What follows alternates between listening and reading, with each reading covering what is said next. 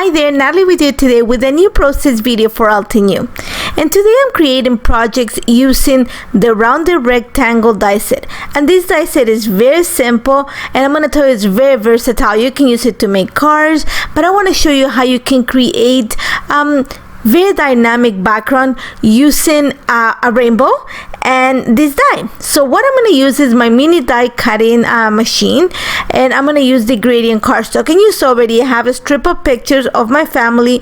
It's never a dull moment when you want to take a portrait of two teenagers, a tween and a 6-year-old boy. So it's never it's always fun. That's to put it that way. So I'm gonna create a background that is really fun to document that, because that's real life. So what I'm gonna do is like I said before, I'm gonna use the die to create frames, and I want to create a rainbow frames. For this I'm gonna use the two smallest dies, the smaller rectangles, and I'm going to use two papers. I'm going to say, two papers from each of the gradient cardstocks. I'm going to choose colors, a darker and a lighter shade, so that they contrast on the paper and at the same time they complement. So you're going to see that from the yellow, I'm going to choose the lighter and the medium, and so on. And I picked, like I said, two papers from each of the gradient cardstocks, and I'm gonna go ahead, I'm gonna set the dies on the machine so that they create a frame. I want to try the closest that I can to be very balanced or center. So I'm gonna make sure that I'm gonna use washi tape to hold it in place, and I went ahead and use my mini cutting machine to cut them all. You're gonna see right now I have a rainbow on my page, and now what I'm gonna do is I want to play with a few combinations of what I had an idea for the background. So I play with them on the outside of the camera, because it took me a while. I had an idea, but once sometimes when you put it down, it doesn't look as great as you thought.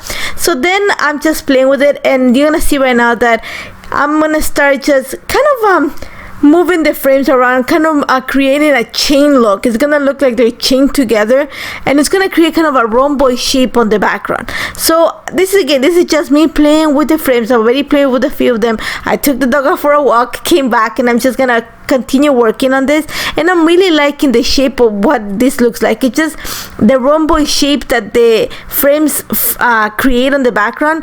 It actually complements like the straight lines of the picture.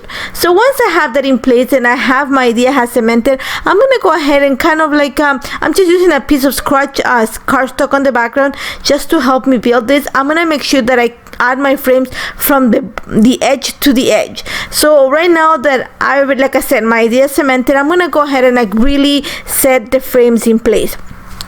And you're gonna see that I'm gonna make sure that all the frames overlap each other, and that the colors again, like I said, I'm trying to create a rainbow, but you're gonna see if I put a light color, I'm gonna make sure the next one the one that's next to it, it's a darker shade, so that I can play with the color combinations.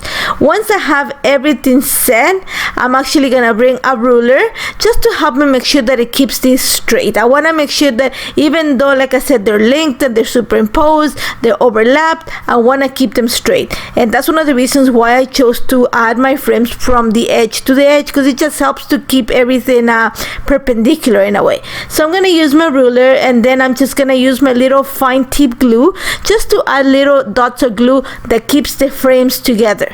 And you're gonna see, again, I'm gonna take my time, I'm gonna use my ruler. I have a T-ruler, so it helps me create the right angle, and I'm slowly just gonna go straightening the frames and adding little dots of glue where the frames connect, just to keep them in place. Once I have, and I'm gonna take them off camera. It didn't take me a long time, but it was a repetitive motion, so I just took it off camera and worked at it. Once, like I said, I cemented. Right now all I'm doing is just setting everything straight and gluing it together, and little dots of glue, that's all it needed. So you're gonna see I'm gonna come back, everything is glued together, and I'm just gonna take it off, and then was thinking, what am I going to use for the background? I needed something that was really neutral, but it was going to make everything stand out. So I found this piece of blush cardstock in my stash, and I think everything stands out really nice. The first thing I'm going to do right now is back the picture, and I'm using a paper from the Our Family collection. It's a great paper with white polka dots. It's a very nice neutral. That is all I need for the background. Once I have that in place, I'm actually going to add little pieces of foam adhesive behind each of the frames, especially at the edges. I just want to create a little bit of lift. It's a very simple background, so I just want to add a little bit of lift to create some dimension and some movement on the page. So again, I'm going to start cutting some foam adhesive, go out of the camera, just make sure that I put everything in the background, and then come back and glue it onto the page. And that's the fact that having the frames go right at the edge of the paper is going to help you keep everything straight.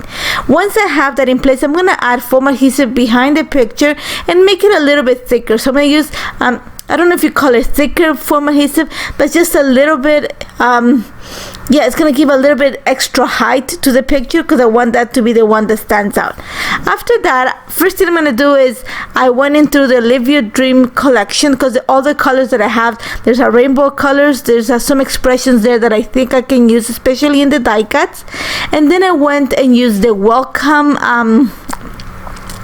die cut set to cut the word welcome out of craft metallic paper. I cut 2 of them, I glued them together, and that's gonna be my that's where I'm going to add my title. So I'm using this heart. I had added as in a cluster behind the picture, but I think it's going to look better at the bottom of the picture as part of my title. So I'm going to glue that to the page, to the cardstock, and then I'm going to use the word welcome. Remember, I cut 2 of the die cut pieces.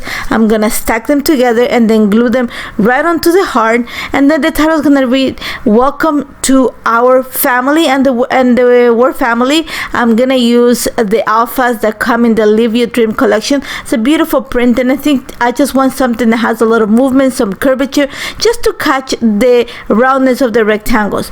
Once I have that in place, you're gonna see that I'm just gonna bring a few more accents onto the page, a few more die cuts. I'm kind of working on a little, if you see, it kind of forms a soft diagonal just to bring the interest from the title through the pictures. I added the banner at the top, but I end up taking it out, and all I'm doing right now is I bring the tabbed stamp set, and I'm just gonna add a few sentiments around the frames, things like nailed it, beautiful, love this, today, good times. Because if you see the picture, like I said, it's hard to photograph 2 teenagers, a tween, and a 6-year-old. Never is happy. I took like 20 pictures, only one, it was really nice. The rest, you see them jumping, you see pushing each other, and I love them. So I kept them all, and you're gonna see them in the future in my scrapbook pages. So all I'm doing right now to finish this layout is I am gonna add enamel dots, and these are the enamel dots from Altenew. So I'm using pretty much all the colors. I'm using just to accent all the little sentiments that I have around the picture, and just also the clusters. The only thing you don't see in camera is I get rid of the banner, and then I cut a little piece of the top and not a strip of paper at the bottom with polka dots, just again to the brownness. Now, what to do with all those leftover pieces? Well, I'm gonna create cards with them, because I think they're gonna make a really fun, easy, and very interesting card. Very clean and simple. I love creating cards that are very clean and simple with a twist with them. So what I'm gonna do is I'm gonna use the small little pieces that were inside of the frame. So I'm gonna say the pieces that were cut with the smaller rounded rectangle. And what I'm gonna do is I'm gonna create a formation. I started with a formation of 4 of the rectangles, but instead I'm gonna just stick with 3. Sorry, just because it was I'm gonna use the fancy hello die to cut the word that is gonna be the sentiment of this. And it was too small for the 4 rectangles, so I'm just gonna go with 3. And all I'm going to do is I'm going to use double-sided tape to hold the 3 rectangles in place. I make sure that I added quite a bit of it to the formation. And the way that I'm going to create is I'm going to use actually both sets. Remember, when I cut my frames, I cut one frame out of each of the tones of the paper, and I chose 2 papers for each one of the gradient cardstocks. So what I'm going to do is, in this case, you're going to see that I'm working with the warm tones, the red, the fuchsia, and the purple in this case, and I've lined them, I think is red, fuchsia, purple. So I make sure that on the second set, remember I had the second set, I line them up the same way, and I added quite a bit of double-sided tape behind the rectangles when I glue them together, because I want to make sure that they hold in place, one. And the second, because I'm going to actually use them to cut the word hello using the fancy hello die. And I want to make sure that when I put it through the die cutting machine, none of the pieces are going to come apart. Remember, these are the pieces that are held together, so using quite a bit of double-sided tape is going to keep it in place. And also, when I put it through my die cutting machine, I had to put it forwards and backwards twice, just to make sure that it cut through the adhesive tape and the backing.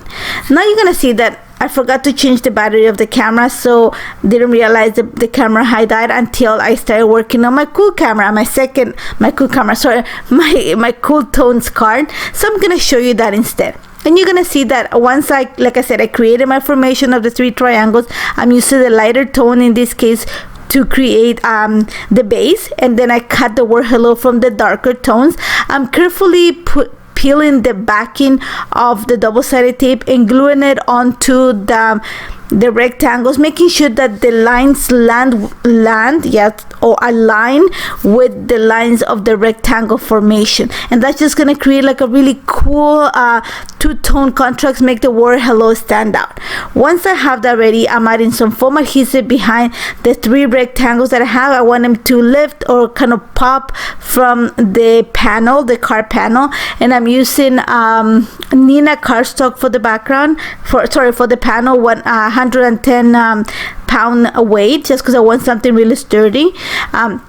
I'm gonna glue the 3 rectangles on place, remember adding some foam adhesive in between, and then I'm gonna glue it straight onto a card that I created from my I think it's a 80-pound cardstock, I believe I had for that.